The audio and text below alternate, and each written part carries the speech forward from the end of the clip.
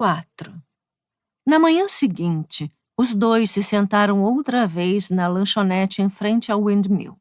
Greta havia conseguido escapar do ensaio matinal para se encontrar com David, alegando que se sentia meio zonza e precisava de um pouco de ar, o que não deixava de ser verdade. Você está pálida, disse David. Está passando bem? Greta bebeu um grande gole do chá e acrescentou mais um torrão de açúcar. Estou cansada, só isso. Não é de admirar. Tome, coma metade do meu sanduíche. Não, obrigada. O simples cheiro do sanduíche a deixava nauseada. Mais tarde eu como alguma coisa. Pois trate de comer. Bom, e então? Perguntou, fitando-a com expectativa. Decidi que não posso levar adiante o procedimento, o que não me deixa alternativa. Vou ter o bebê e arcar com as consequências. Certo, disse David, balançando a cabeça devagar. Bem, agora que você tomou sua decisão, vou lhe dizer como eu poderia ajudar. O que você precisa é de um lar, um pouco de sossego e privacidade até o bebê nascer, não é? Sim, mas... Fique quieta e escute o que tenho a dizer. Disponho de um chalé em Monmouthshire, na fronteira com o país de Gales. Andei pensando que você poderia passar uns tempos lá. Já esteve nessa região alguma vez? Não, nunca. Bem, então não vai saber como o lugar é especial. David sorriu. O chalé fica numa propriedade enorme chamada Marshmont. Fica perto das Montanhas Negras, num lindo vale, não muito longe da cidade de Abergavenny. Que nome engraçado, disse Greta, conseguindo exibir um sorriso. Imagino que a pessoa se acostume com a língua quando cresce por lá. Enfim, trabalhando em Londres, não preciso do chalé neste momento. Minha mãe também mora na propriedade. Telefonei para ela ontem à noite e ela se propôs a dar uma olhada em você. Grande parte da terra é cultivada, de modo que haverá produtos agrícolas frescos em quantidade suficiente para alimentá-la durante o inverno que vem por aí. O chalé é pequeno, mas é limpo e acolhedor. Significaria a possibilidade de você sair do Windmill, ter o bebê e, se quiser, voltar para Londres sem que ninguém fique sabendo. Bem, é isto. O que acha? Parece ótimo, mas... Greta, tudo o que posso fazer é oferecer uma alternativa, disse ele, ao perceber a dúvida e o medo nos olhos dela. E sim, lá é muito diferente de Londres. Não há luzes brilhantes, não há nada para fazer à noite, e pode ser que você se sinta sozinha. Mas, pelo menos, estará segura e aquecida. Essa propriedade é o lugar onde você foi criado, não é? Sim, embora eu tenha morado no colégio interno desde os 11 anos e depois disso na universidade. Aí veio a guerra e viajei com meu regimento, de modo que não tenho voltado lá com a frequência que gostaria. Mas, Greta, você nunca viu nada mais lindo do que o pôr do sol em Marshmont. Temos mais de 200 hectares. A casa é cercada por bosques que abrigam uma flora interminável, assim como um número infindável de pássaros. E há um rio cheio de salmões que passa direto por ela. É mesmo um lugar muito bonito. Um lampejo de esperança em seu futuro, antes destruído, começou a brilhar na mente de Greta. Sua mãe não se importa de eu ficar lá? Ela sabe do bebê? Sim, ela sabe. Mas não se preocupe, Greta. Minha mãe é uma pessoa impossível de chocar e tem a mente muito aberta.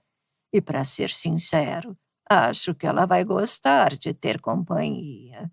A casa principal da propriedade foi usada como clínica para convalescentes durante a guerra. E depois que toda a equipe e os pacientes foram embora, ela sente falta da atividade. É realmente muita bondade sua. Mas eu não gostaria de abusar. Tenho pouquíssimo dinheiro para pagar pelo aluguel. Nenhum, na verdade. Você não tem que pagar nada. Estaria lá como minha hóspede, respondeu ele. Como eu disse, o chalé está vazio e é seu, se você quiser. Você é mesmo muito generoso. Se eu aceitasse sua oferta, disse ela devagar, consciente de que, se seu destino não fosse o chalé, seria um abrigo para mães solteiras. Quando poderia ir? Quando você quiser. 2 dias depois, Greta foi dizer ao Sr. Van Damme que estava deixando o Windmill. Quando ele perguntou por quê, apesar de sua forte suspeita, Greta disse apenas que sua mãe não passava bem e que tinha de voltar para casa a fim de cuidar dela. Saiu do escritório apreensiva, mas se sentindo melhor por haver tomado uma decisão. Mais tarde no mesmo dia, informou a dona da pensão que ia deixar seu quarto no fim da semana e passou seus últimos dias no teatro tentando não se preocupar com o futuro. Todas as garotas assinaram um cartão para ela e Doris lhe deu um abraço de despedida, ao mesmo tempo lhe entregando discretamente um pequeno pacote com um minúsculo par de sapatos. Greta não demorou muito para embalar seus poucos pertences em 2 malas pequenas. Pagou a senhoria e se despediu do quarto que tinha sido seu lar nos 6 meses anteriores. David a acompanhou até a estação Paddington numa enevoada manhã de dezembro para embarcá-la na longa viagem até a Bergavene. Ah, David, eu queria muito que você pudesse ir comigo, disse ela, debruçando-se da janela para o amigo parado na plataforma. Você estará totalmente segura, Greta. Confie em mim. Eu não faria nada para prejudicá-la. Faria? Sua mãe vai me buscar na estação? Perguntou Greta pela 3ª vez, ansiosa. Sim, ela estará lá. Ah, um conselho. Procure se lembrar de se referir a mim como David. Ela não gosta do meu apelido no Windmill, disse ele com um risinho. E vou visitá-la assim que puder, prometo. Agora, isto é uma coisinha para você, acrescentou, pondo o envelope na mão dela quando o guarda apitou. Adeus, minha querida. Faça boa viagem e cuide bem de vocês dois. Ao dar um beijo em cada face de Greta, David pensou que ela parecia uma refugiada sendo despachada para um local desconhecido. Greta acenou até ele virar um pontinho na plataforma. Depois foi para seu vagão e se sentou em meio a um grupo de soldados. Eles fumavam e conversavam animadamente sobre amigos e parentes. O contraste entre Greta e eles era de uma pungência quase insuportável. Eles voltando para seus entes queridos, ela numa jornada para o desconhecido. Abriu o envelope que David pusera em sua mão. Continha algum dinheiro e um bilhete explicando que era para qualquer emergência. Enquanto via as construções conhecidas de Londres darem lugar a campos ondulantes, seu medo começou a crescer.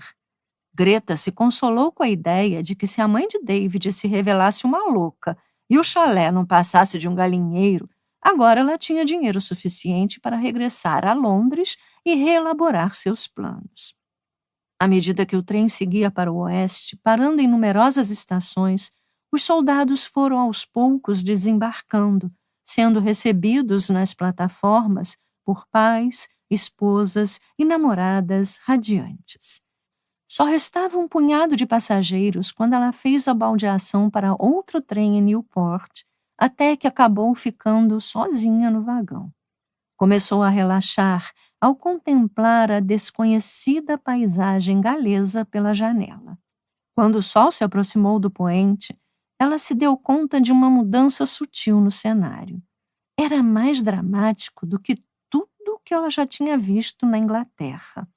No horizonte crepuscular, surgiam montanhas com os picos nevados conforme o trem se aproximava de Abergavenny. Passava das 5 da tarde. O céu estava negro como breu quando, enfim, o trem parou em seu destino.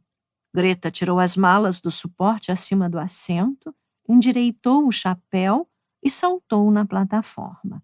O vento era gelado e ela puxou mais o casaco para proteger o corpo. Insegura, foi andando para a saída, olhando ao redor, à procura de alguém que pudesse estar esperando por ela. Sentou-se num banco fora da pequena estação e viu os passageiros de outros vagões do trem cumprimentarem as pessoas que os esperavam, partindo em seguida. Passados 10 minutos, o estreito vestíbulo da estação estava quase deserto.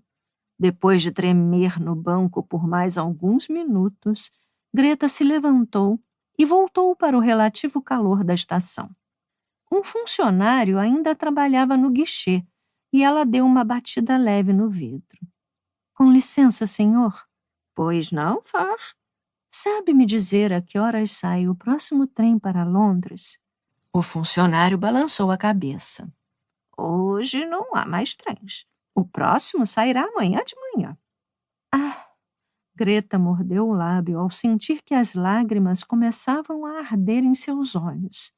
Sinto muito, moça. Tem algum lugar para ficar hoje à noite? Bem, uma pessoa deveria vir me encontrar e me levar para um lugar chamado Marchmont. O funcionário esfregou a testa. Olhe, isso fica uns bons quilômetros daqui. Não dá para ir a pé. E hoje o Tom do táxi está lá em Monmouth com a senhora dele. Ai, meu Deus. Não entre em pânico. Ainda fico aqui por cerca de meia hora, disse o funcionário em tom gentil. Greta assentiu e refez o caminho para o banco. Ai, meu Deus, sussurrou, depois bafejou as mãos na tentativa de impedir que ficassem dormentes. Ouviu então o som de um carro que se aproximava. Uma buzina alta agrediu seus ouvidos e os faróis brilhantes ofuscaram seus olhos. Depois que o motor barulhento do veículo à sua frente silenciou, uma voz feminina exclamou. Olá, você aí! Você é a Greta Simpson? Greta tentou discernir a figura sentada ao volante do carro de capota arriada. Os olhos da motorista estavam escondidos por enormes óculos de proteção com armação de couro. Sim, a senhora é a mãe do galês de David Marchmont? Sou. Pois então, entre aqui depressa. Desculpe o atraso. Furou um pneu da droga do carro e eu tive que trocá-lo no escuro. Ah, tá bem. Greta se levantou do banco, pegou as malas e as arrastou para o carro. Jogue isso no banco de trás, meu bem. Põe estes óculos e pegue a manta de viagem. Pode ficar meio frio se o calhambeque passar de 30 km/h. Greta aceitou os óculos e o cobertor. Depois de algumas engasgadas, o motor ganhou vida, ruidoso, e a motorista saiu rapidamente de marcha ré do átrio da estação, por pouco não acertando um poste de luz. Pensei que a senhora não viria, comentou Greta, quando o carro pegou a estrada e acelerou numa velocidade assustadora. Desculpe, minha cara. Não consigo escutar uma palavra nesta barulheira, gritou a motorista. Greta passou a meia hora seguinte com os olhos bem fechados e os punhos cerrados, os nós dos dedos brancos de tensão. Por fim, o carro reduziu a velocidade e parou bruscamente, por pouco não a lançando no capô, por cima do para-brisa estreito. Seja boazinha e abra esses portões, está bem? Greta desceu do carro, trêmula, caminhou à frente dos faróis e abriu os 2 lados de um enorme portão de ferro batido. Na parede de um dos lados havia uma placa de bronze decorada na qual fora gravada Marshman. O carro passou e Greta fechou o portão. Anime-se, meu bem. Estamos quase chegando, gritou a motorista em meio ao ronco do motor. Greta voltou correndo para o carro e as duas seguiram pela alameda cheia de marcas de rodas. Pronto, aqui vamos nós. Este é o chalé das cotovias. O carro parou com um tremor e a motorista desceu pegando as malas de Greta no banco de trás. Lar, doce lar. Ao saltar, Greta observou a mulher que foi andando por um atalho de árvores. Seguindo-a, nervosa, deu um suspiro de alívio quando um pequeno chalé surgiu à frente. Lamparinas a óleo iluminavam o interior, emitindo um suave brilho amarelo. A mulher abriu a porta da frente e as duas entraram. Pois então? A mulher tirou os óculos de proteção e se virou para a Greta. É isto. Você acha que vai ser suficiente? Foi a primeira oportunidade que Greta teve de estudar sua companheira e o que a impressionou de imediato foi a semelhança da mulher com seu filho. Ela era muito alta, de membros longilíneos, olhos verdes penetrantes e cabelo meio grisalho, despenteado pelo vento, com um corte curto e sóbrio. A roupa, bombachas de veludo cotelê, botas de couro até os joelhos e jaqueta de tweed feita sob medida, era meio masculina, mas estranhamente elegante. Greta esquadrinhou rapidamente o interior aconchegante do chalé, olhando com gratidão para a lareira e suas brasas ardentes. Sim, é encantador. Ótimo. Meio rudimentar, eu sei. A eletricidade ainda não foi instalada. Estávamos para instalá-la quando eclodiu a guerra.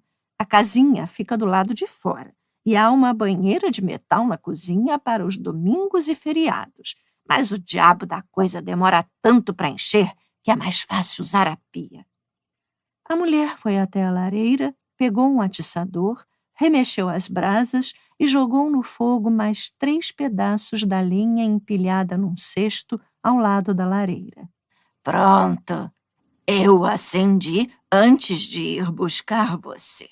O óleo para os lampiões fica numa lata na casinha. A lenha fica no galpão dos fundos. Deixei leite, pão fresco e queijo na despensa para a sua ceia. Tenho certeza de que você deve estar morta de sede. Põe a chaleira no fogão que ela ferve em 2 tempos. E não se esqueça de enchê-lo de lenha todas as manhãs. É um bicho faminto, se bem me lembro. Agora tem que ir andando. Perdemos uma ovelha, sabe? Deve ter caído numa vala. David disse que você é uma garota bem independente, mas dou uma passada para vê-la amanhã quando estiver mais à vontade. Eu sou Laura Jane Marshmont, aliás. Estendeu a mão para a Greta. Mas todos me chamam de LJ. Você deve fazer o mesmo. Boa noite. A porta bateu e ela se foi. Greta balançou a cabeça confusa, deu um suspiro e afundou na poltrona poída, mas confortável, diante do fogo. Estava com fome e ansiava por uma xícara de chá, mas primeiro precisava se sentar por alguns minutos e se recuperar da provação do dia. Fixou os olhos na lareira, pensando na mulher que acabara de sair. O que quer que tivesse imaginado sobre a mãe do galês não tinha nada a ver com Laura Jane Marshman. Na verdade, Greta havia pensado em uma viúva camponesa sem sofisticação, de rosto rechonchudo e rosado e quadris largos. Correu os olhos por sua nova casa. A sala era acolhedora, com um teto charmoso e um grande recanto da lareira que ocupava uma parede inteira. O mobiliário era mínimo, apenas a poltrona, uma ou outra mesinha e uma estante meio torta com pilhas desarrumadas de livros.